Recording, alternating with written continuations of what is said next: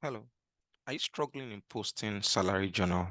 So this video is going to walk you through how salary journal is being posted. Just to give you context, right? For most businesses, staff cost of every business typically account for roughly between 40 to almost 70% of the total expenses of the business, right? And depending on the sector or industry where you play in. So accurate capturing of this is quite important. I've once asked a question that what exactly should hit the expense GL of a business in a trial balance? And I've heard someone say net pay. That's wrong. What you're meant to pass to the expense side is your gross salary. Now, in order for you to do that, you require some set of data, right? One, you need a balanced payroll, a payroll that is complete and accurate. Two, you need to also know the GLs on your trial balance, where those entries will go to. Those are two important data you need. All right, so you have that, you're able to kick off.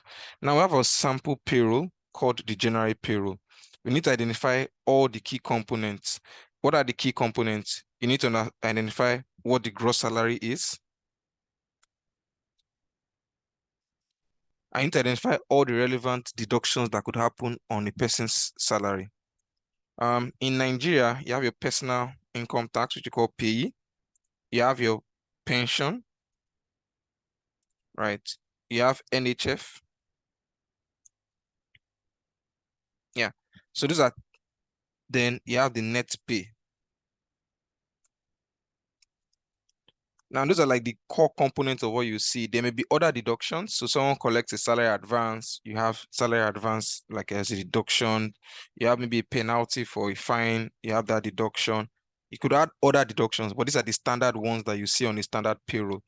Typically, what you need to know is that the gross salary goes to the income statement side of things, which is called the expense.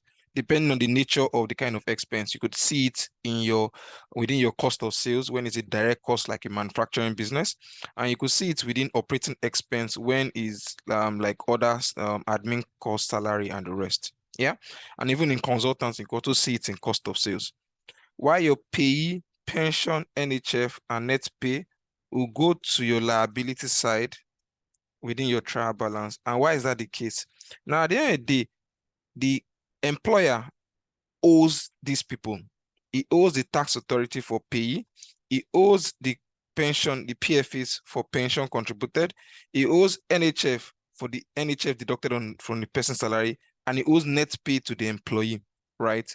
Typically, we make use of the net pay GL, like a payroll control account. People call it with different names because not every salary at the end of the payroll is paid at exactly the same time, right? And that's why we don't use the bank account. It's a common misconception where people carry straight to your bank account straight, because sometimes you have instances where not everybody at the end of the payroll is paid. That's the fact they've completed a payroll for various reasons. It could be as a reason of, say, someone's salary is being held for terminal benefits. It could be that someone is being punished, right? Different reasons. So let's just take note of that. So next step for me is now getting those data. I have my payroll here, which I've gotten all the critical data. The first thing is my gross salary, which is this figure here. The next thing is my payee. So I look for my payee, my payroll.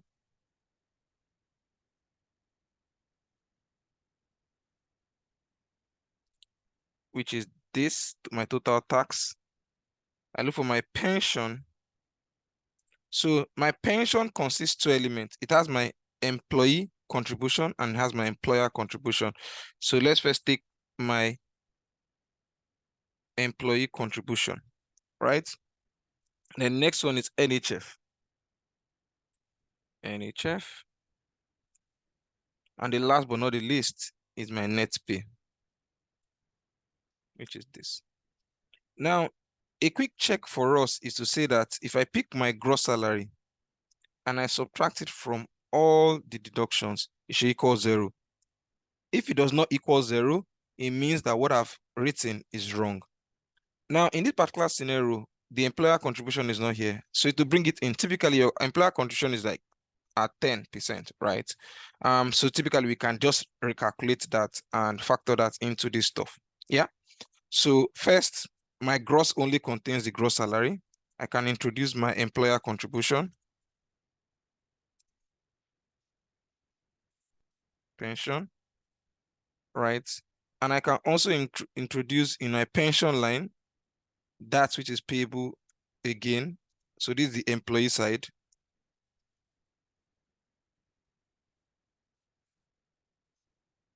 Yeah, and this is my employer. So I can easily just do this, right? And I can divide this by 8 and multiply by 10, assuming that there's no voluntary contribution. Yeah. So that I have my employer contribution, and I also have it here. Yeah. So my quick check now would now be this plus this minus the sum of every other thing. Yeah, it gives me 0. Now, what are the entries I need to pass? Now is I have, in this is my trial balance here, and I've tried to isolate all the GLs tied to my pension. Oh, sorry, tied to my payroll. Yeah. And these are all the GLs. Hmm?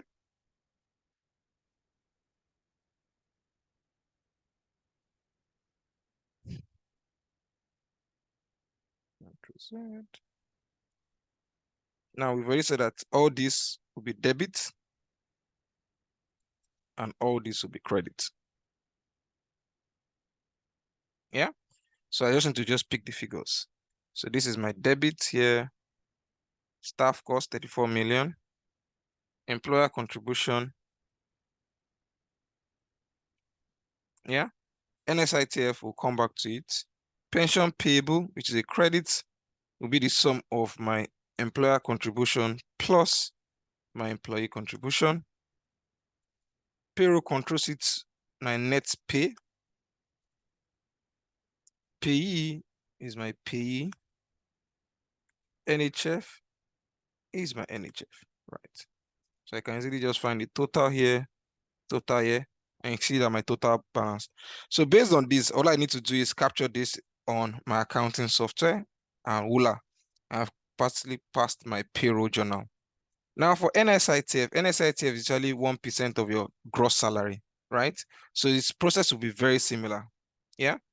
So we have this sitting here. And this, for the sake of argument, let's say that some people could have it in my other payable, some people could have it as a separate line on their own. So let's just call that we have an NSITF payable GL, right? And it will be a liability account. Yeah, I'm going to pass a credit to it. So all I need to just do is take my staff cost and do a 1% of it.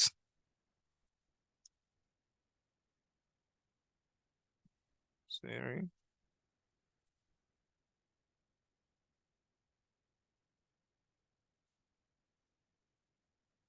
Yeah, and I can have that here. Voila. So basically I have my NSITF. So if you like this video and you think that the content makes sense, do ensure you follow us for more of such content. Thank you.